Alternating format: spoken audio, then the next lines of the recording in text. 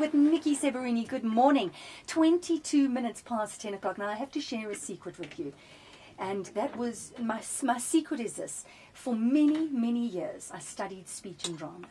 And then I went and I did my teachers with the Trinity College. And all the time I had a wonderful speech and drama teacher, and she used to take me to theatre, and she just really developed and nurtured my love of theatre. And the one actor I always wanted to watch was John Kani, because my speech and drama teacher, who's no longer around, Anne Keyser, used to talk about John Kani with such passion and love in her voice, and what he would bring to a character. So, on a very personal level, John Kani, to have you in the studio today, for me, is a realization of a dream. So welcome and thank you for joining us. Oh, thank you. I am moved. Oh, it's almost like my obituary. The God forbid. God forbid. But really, when you're studying and and that's what you're learning about, and then to meet someone, it's always lovely. It is kind of like a realization of a dream for me. So there was, pushing on a very personal note. But you've come in wearing a beautiful shirt, John. WWF, the Green Trust, and I asked you, what is your association? And I was most surprised by your answer. Yes, I've been a member of the board, the Green Trust, WWF, South Africa, for 20 years. 20 years. I was brought in by the late Dr. Ivan May, who was then in the marketing department of Nedbank, and I was invited to join, and we set it up. And I was amazed, I think it was last year, that when we had a meeting, that Dr. John Hanks and I actually are the oldest serving members of the board. And we asked, how long have you been on the board? They said, 20 years.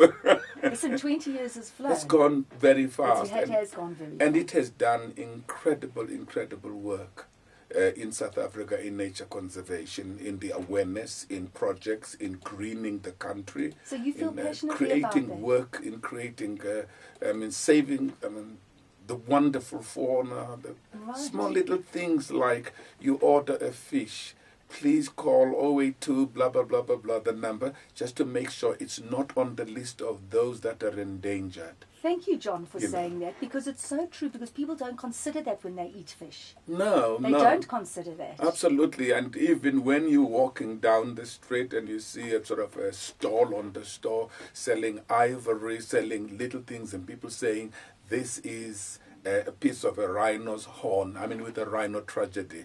That's just this couple of days ago. We are very, very concerned and moved that we should participate in the demise and the ruthless slaughter of the heritage of our children. We've seen the rhino, but I want my grandson to see the rhino. I want his grandson to see the rhino, my granddaughters. It's their birthright. It's their birthright. That's why I'm in Africa. That's why I'm in Africa. I'm a custodian. Why should I not be the one more concerned? And then that WWF and the world, be concerned about the demise and the ruthless killing of our animals, especially the rhinoceros. So we are in that movement of making that awareness and being concerned and doing something about it. Well, you're a man of theatre. You act, you write, you've had so many awards during this wonderful career that you've had. Do you think that that's maybe your next opportunity, writing maybe because you've written such relevant plays, and we'll go through that. Do you think this is relevant for you? Yes, absolutely. Your passion about, our heritage and our beautiful environment and the animals that we have? Absolutely. In fact, I have great reverence for life. When a life is threatened or you take a life, I almost want to do a brain surgery to see, how do you get to that point? How do you get to the point of doing what you're doing? You read every day, and I almost mourn the death of an individual which I don't even know, who died not with natural causes. But whenever these things happen, the little kids with the satanic practices, dousing friends with petrol and lighting them up, kids missing and found dead, people calling themselves the Sunday morning rapist. This is happening all over. You look at the moral fiber of our society. You look at the religious aspect and role and impact in the soul we carry in our bodies. You want to know, what are we doing about it. Why are we doing these things? What has happened? You know, my mind keeps thinking all the time, trying to find, I would not want to discover the cure for AIDS. I would love to discover the formula for humanity that gives us the feeling of, I cannot do this, I'm a human being. Mm-hmm. John, do you think this deeply sensitive side that you have, your ability to feel human emotion on such a raw level, has given you an insight into characters, which has given you the wonderful talent that you have to perform on stage? Do you think all actors need that kind of sensitivity? I believe so, because I believe that acting is the study of human behavior. Mm-hmm. Indeed, and it is. if you then follow that line, is that whenever you see another human being, it fascinates me. If just standing in the corner of a street, I just want to say hello, so that they could engage and so I could know who they are and what is it they carry within themselves. I mean, there's a wonderful saying by, I think it's Sonny Rollins, a jazz musician. He wrote wonderful on the cover, who knows what lurks in the hearts of men. Oh, indeed. And then he says, shadows do. Because they're with you all the time and they know. So it has helped me. Every character I've played, every play I've written, every work that I've been involved, played as I've directed, even in movies, television and all, it's almost an excitement for me to say, I'm going to play Othello. I'm going to play King Lear. I'm going to play into this character. There's something me and this being are going to be engaged with for quite a long time.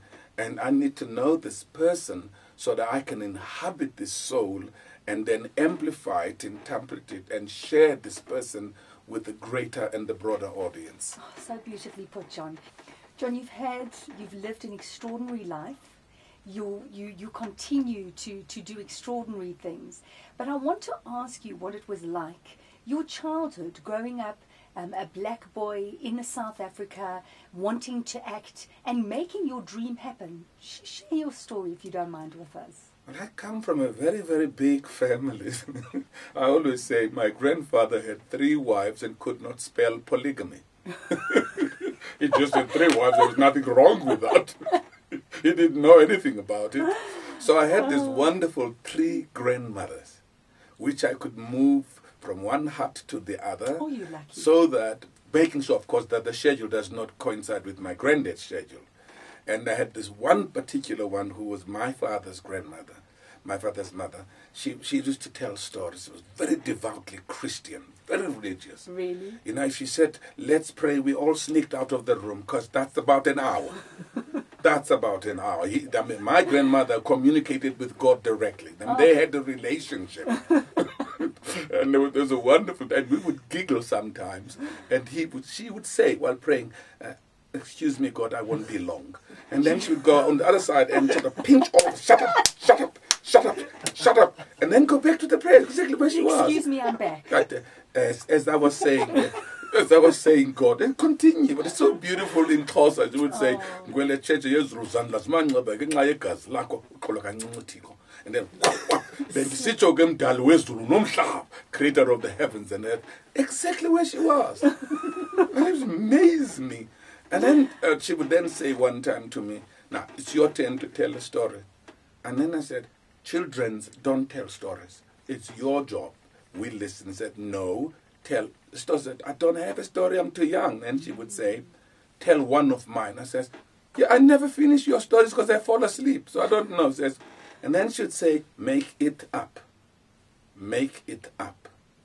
That was for me. That opened something for you. For me, the freedom of saying, I'm going to mess up with this old granny. I'm just going to tell a story about this old woman who tortured children, trying to make them do this and homeworks and then tell stories, and slowly began to develop that way. And I had wonderful to be able to tell stories. In New Brighton, in Port Elizabeth, and we would go to the cinema, the bioscope, you see, and because my mum and dad could afford a little. So I could afford the tikkie to go and The sit. tikkie to go tikkie to go in. What would that be worth today? Would you even know, Gosh. tikkie? with 2.5 cents. If I look at what it was from a 5 cents a tiki, was a 2.5 cents. And because many of my young friends at the township didn't go to school, and I was the one at school, so I was the noisy kid in the row who is translating what they're saying. Okay. And everybody would say, ksh, ksh, ksh, ksh, and I would, when I was saying, oh, no, what he's saying. And then the job was... So you were connecting to the performance to while the you were watching? While I'm watching, because I've got these friends around me. Right.